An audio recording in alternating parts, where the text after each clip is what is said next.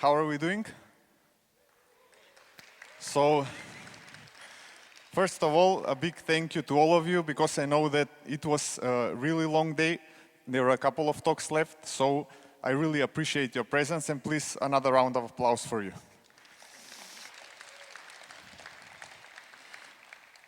Before we start, I will talk about the Angular reactivity momentum, which is comprised of three parts.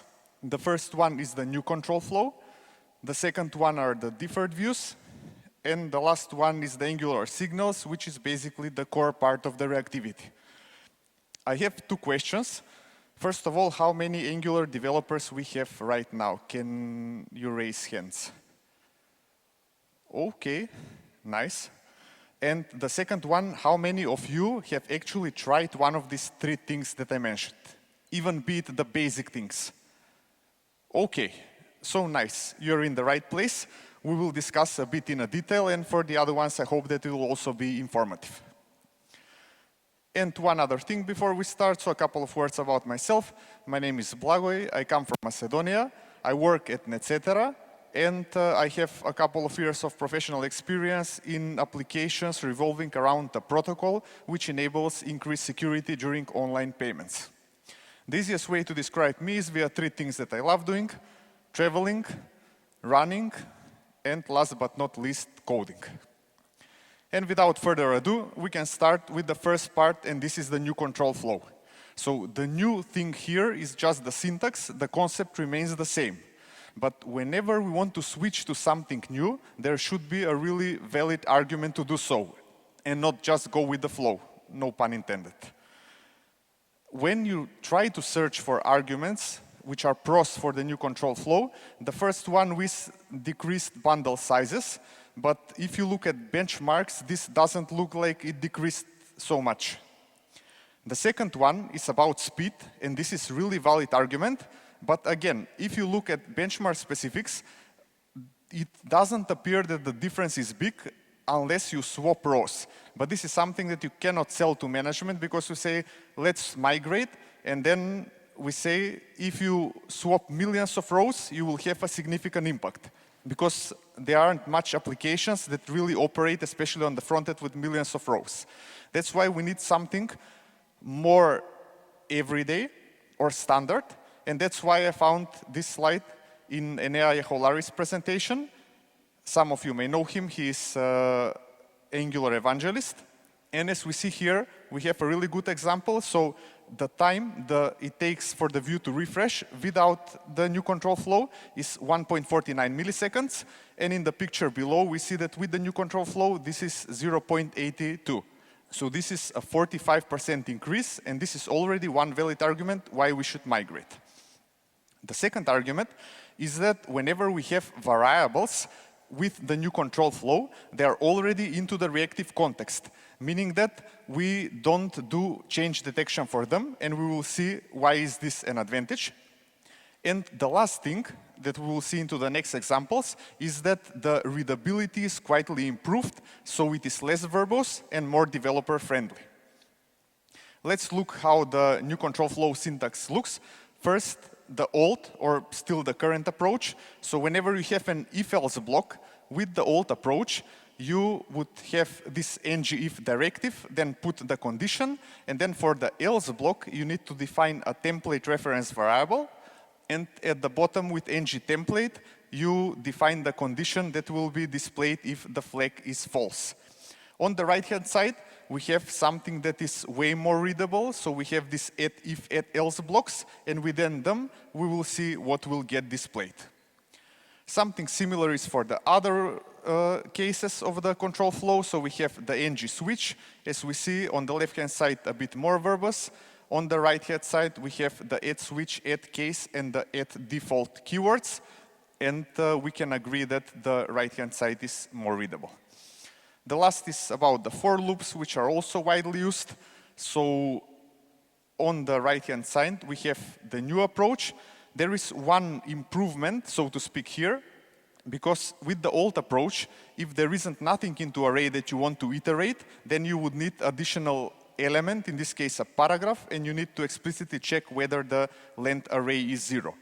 On the right-hand side, you have this @empty keyword, and this enables it into the same command. As we see here, so this is the @empty keyword, and another thing is this track part. So this is something that also existed into the old flow, but it wasn't enforced. Track function is needed when you do manipulations with an array in order for the framework to know how is the most performant way to do this manipulation and not create a mess. In this case, I have shown with this implicit variable $index, but there are also some other better use cases. In case you have a more complex object, it's good to find something that is unique, or if it is a primitive, you can also use the reference. If nothing of this works, then the $index is also a good fallback. So this is the one thing for the new control flow. The second part is the deferred views. I will not go that much into detail here because deferred views are something that really a small portion of applications use. So before we start explaining what deferred views are, it's good to understand what deferred views are not. They are not a replacement for lazy loading. Because whenever we hear deferred, this means something like delayed and then lazy loading. Rather than that, it's good to look this as complementary to the lazy loading. And how is this achieved? When we talk about lazy loading, this is lazy loading of a group of routes, and this means group of components. Or if you want to further optimize, you can lazy load a single component. And when we're talking about deferred views, then this is some kind of lazy loading, but below the component level. Meaning you have some heavy parts, which due to the modular nature of components, it can be other components, but these are heavy in terms of fetching and also displaying. For some kind of widgets, for example, and if we want to optimize this loading, then we turn to the deferred views. There are two prerequisites that you need to keep in order to use the deferred views. The first one is that you need to switch to the standalone API. Why is this so? Because if you have the modular approach, there, whenever you lazy load a module, then all of its parts are eagerly loaded. So there is no point or there is a conflict. You cannot load parts of the components. This is fairly easy because there is a schematic which will do automatical migration. So even if you're still using ng modules, you should switch to this new, because in Angular version 19, this is already by default. So it's time to move the ng modules are history according to Angular. The second one is that you shouldn't use viewChild annotation. And why is this so? Because whenever we have viewChild, there is really a precise timing in the life cycle of the component where this is called, after the view is initialized. And that's why it would be a big intrusion if we try to conflict that and rather fetch it into a timing that we define. So these are the two simple prerequisites. If these are fulfilled, then you can use the deferrable views. And now a short showcase. What options do you have to control this loading? First of all, it's important to note that you can independently control two things. One is the fetching, and the second one is the display. Fetching and loading are the same, so I will use them interchangeably.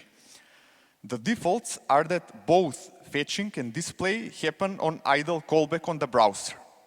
However, this is not very optimal, because if you are trying to load something into the background, but also display it, you can experience some small period of time where you have blank page, or there can be not that smooth transitions, screen flickering and stuff like that. That's why we have some other blocks to complement this and make it a smoother experience. We have the loading and also the placeholder keywords.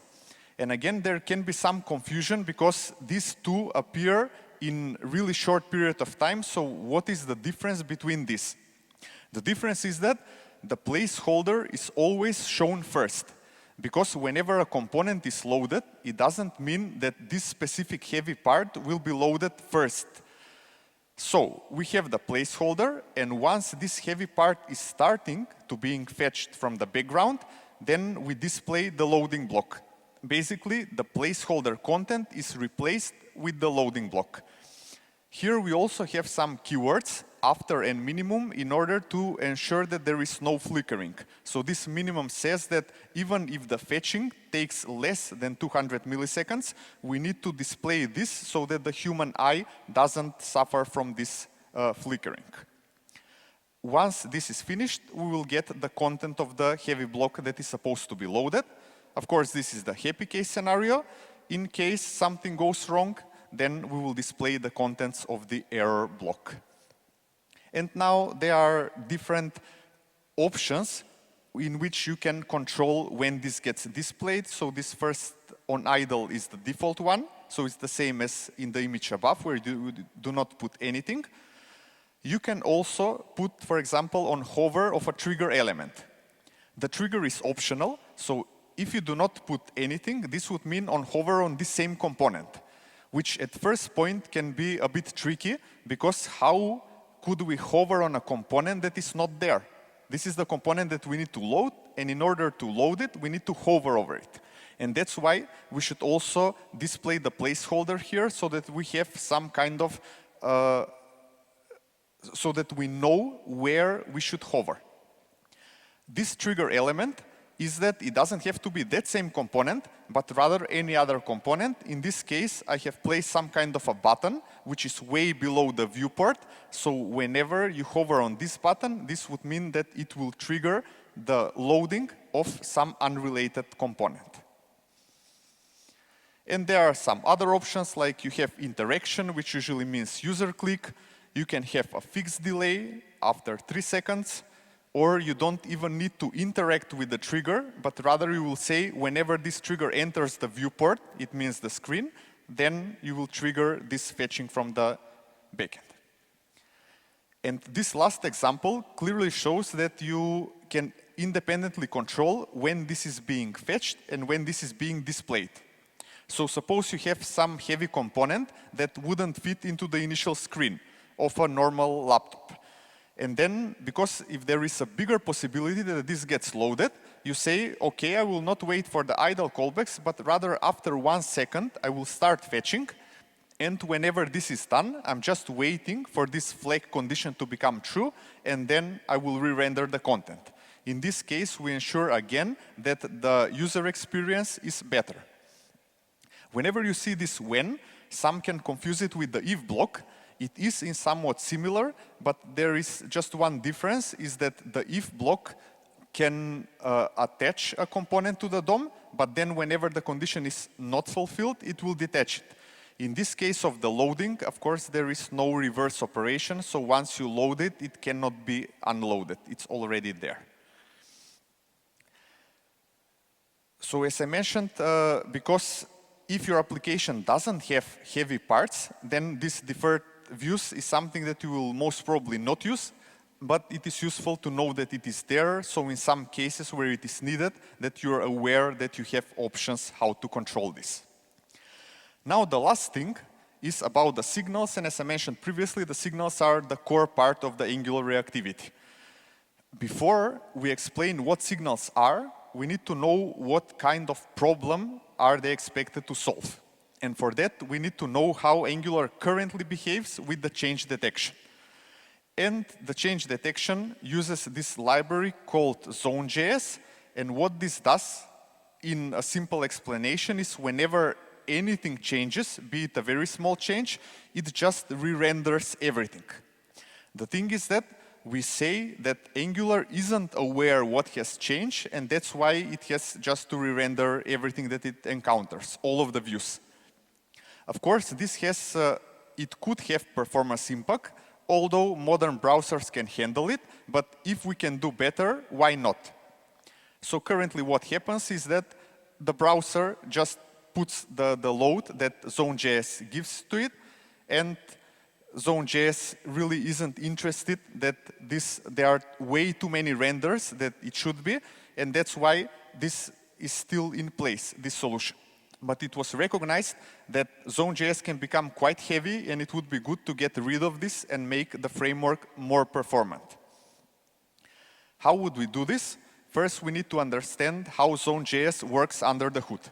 I will try to give least details possible because we don't want to get into the bowels of JavaScript, but it's important to understand that Zone.js uses a technique called monkey patching, and this is some kind of an overlay of all of the possible methods that the JavaScript has. And also, it creates a fork of the event loop. We have two types of tasks in the event loop, the micro tasks and the macro tasks. Micro task is promises and DOM manipulation.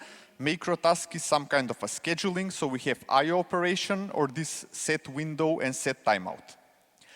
In my example, I have taken how would it look like to override this set timeout method. So what basically happens is that we see that there is a task, it is a scheduling task, Zone.js puts it onto the macro task queue. After that, first it invokes the original function, it removes the task from the queue, and then there is this thing because micro tasks have priority over macro tasks. Simply put, this means that whenever we finish with a macro task, then all of the scheduled micro tasks needs to run before we fetch the next one.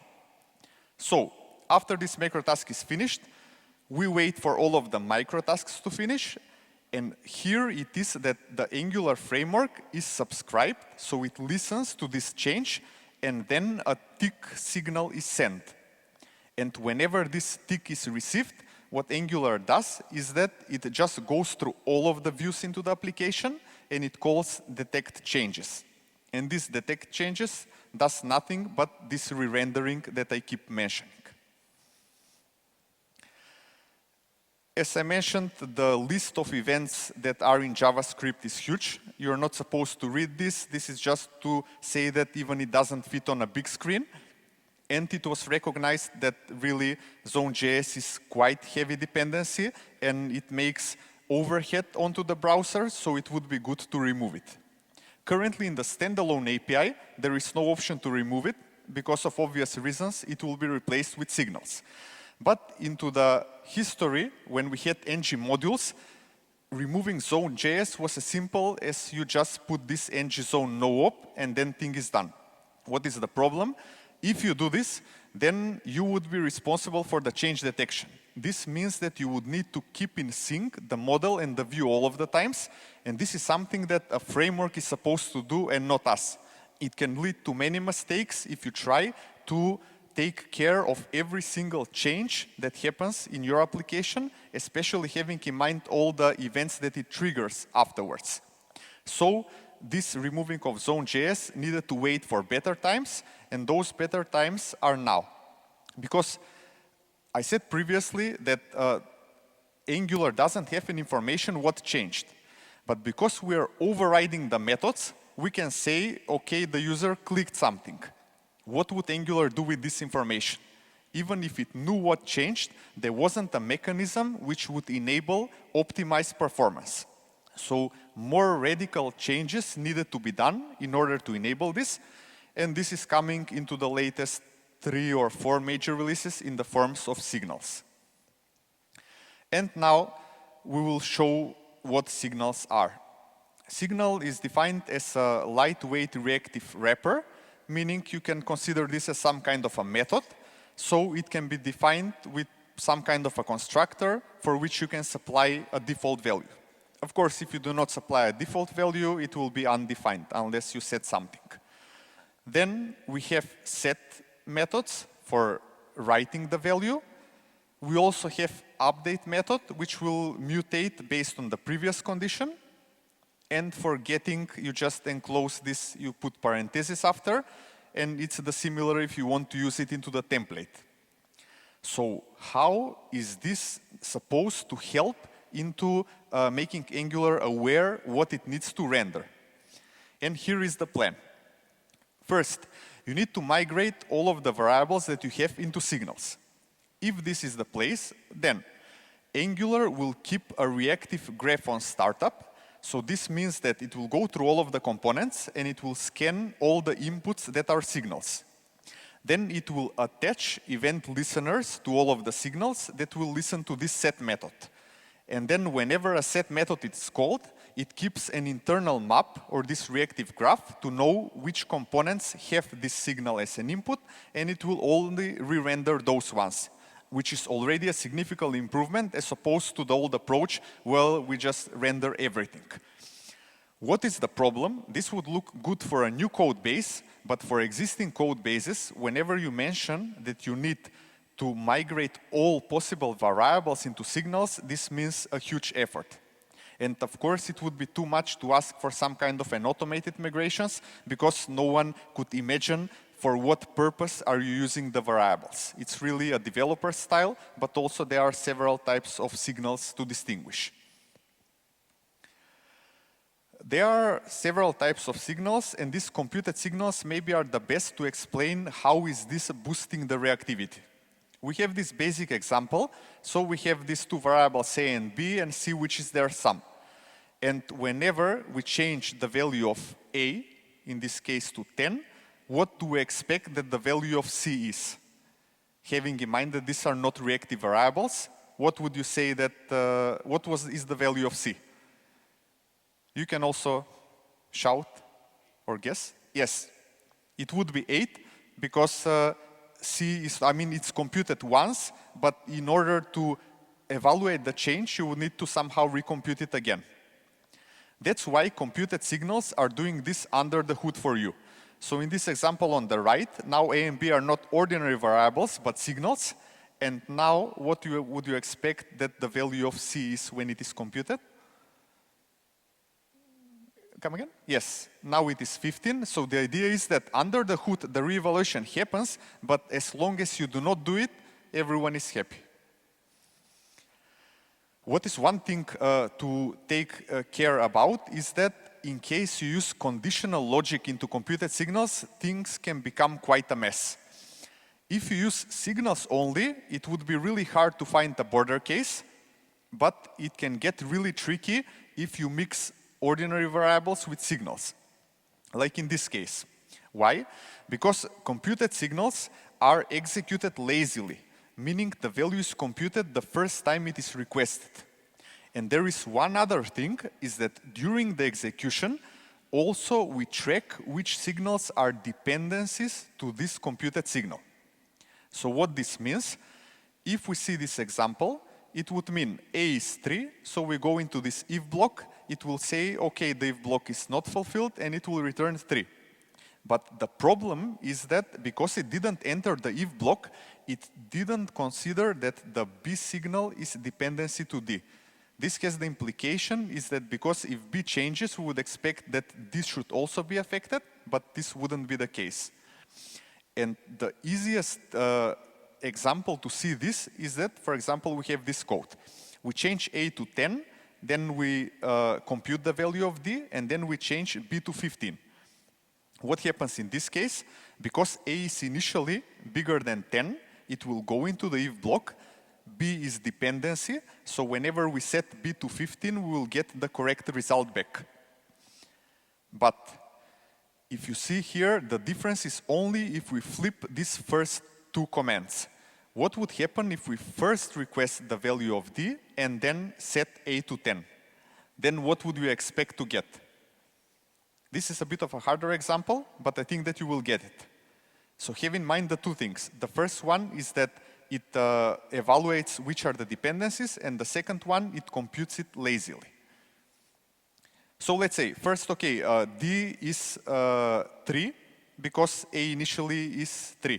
So it doesn't enter the if block. The next thing is, we are changing A to 10. Will this trigger recomputation of D?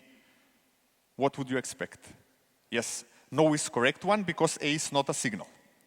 The second one is now we are changing the value of the B signal to 15. Would you expect that now D should be recomputed correctly? You would expect it to yes, but it's a no, because what I mentioned previously. So have in mind that it didn't enter the if block and it didn't consider B as a dependency, and this is a problem. So even if you set it, the Angular is not aware that it should change. And that's why you should be especially careful with this. There is one solution, and that is for example, to pre-compute everything out of the conditional logic, or to refactor somehow the code so that you do not depend heavily on if blocks. There are other types of signals. So we have this ordinary signal. So this is a writable signal. You can call set methods, you can call getters. We have computed signals that we saw on the previous slide, which are read-only signals. In case we have a writable signal, we can use sRead-only method to get the read-only version. The opposite is not possible. And we have this untracked. I will get a good example of untracked in some of the next slides. So this is to make sure that the change goes under the hood, but Angular is not aware of it. There are other signals, and those are input, model, and output. This is something similar to the decorators that we already know. So we have this at input. The second one, model, is a two-way binding. And the last one, output, is again the similar with these event emitters. So now this is something similar to it, but from a developer point of view, you call the same methods that you would call on this event emitter. This is needed in order to transition the forms to signals, because they're heavily used there. And regarding the usage into the template, so no surprises. Whenever we need to get the value, we just put the parentheses after it. Whenever we use a two-way binding, we need to provide the reference, but you cannot get this wrong, because if you put parentheses around this, the compiler would complain.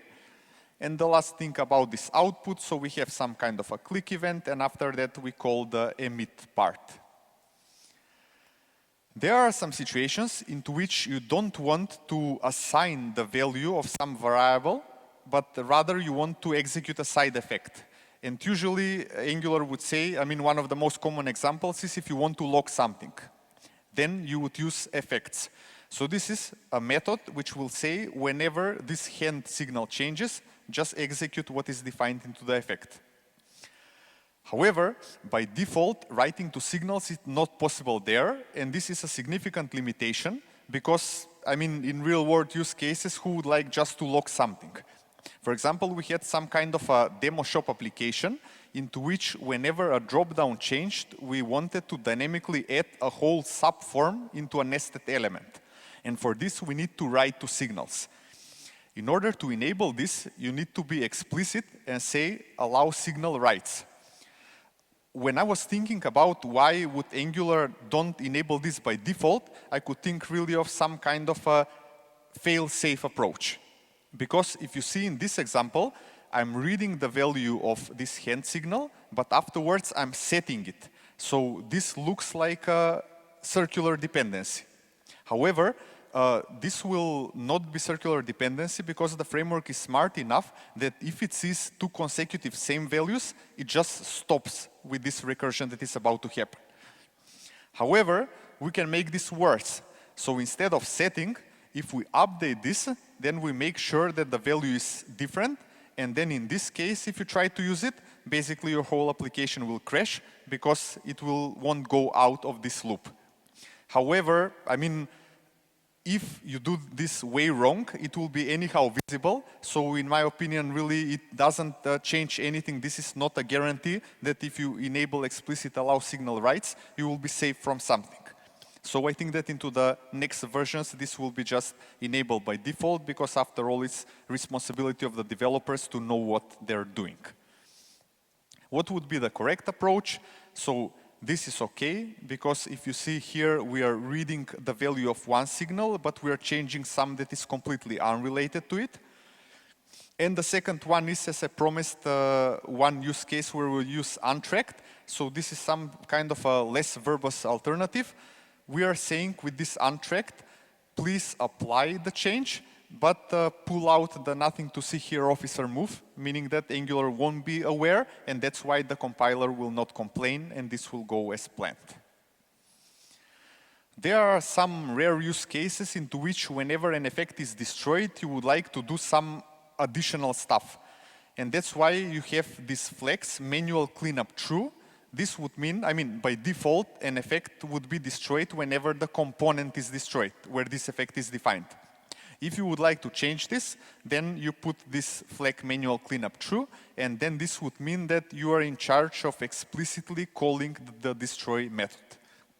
And one second thing is that there can be use cases that whenever an effect is destroyed, depending on what side effect it does, it could be some database calls, and you would like to do some manual changes or execute arbitrary logic, then you can just provide this callback to the effect function, and whenever the effect is destroyed, it will also execute the code that we define.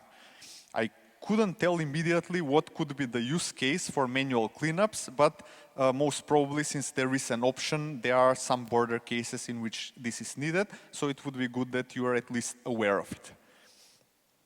And there is one other example, and those are with the signal queries. So you have this view child, view children, and content child, content children.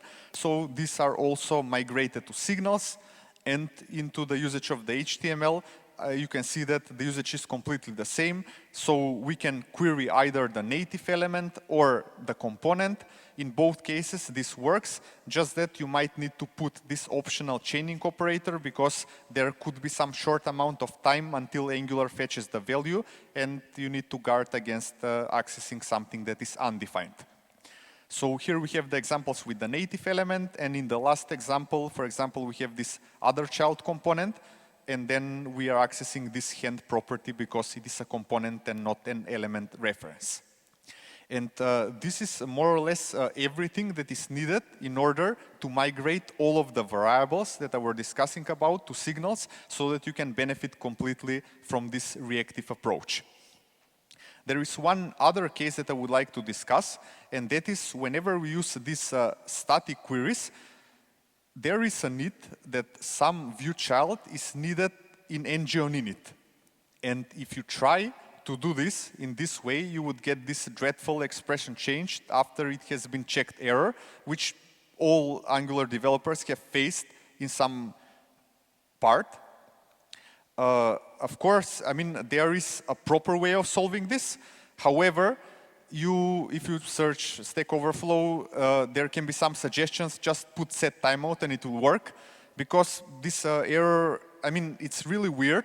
It happens only in development because the framework detects that you are doing some changes after it has finished with the change detection.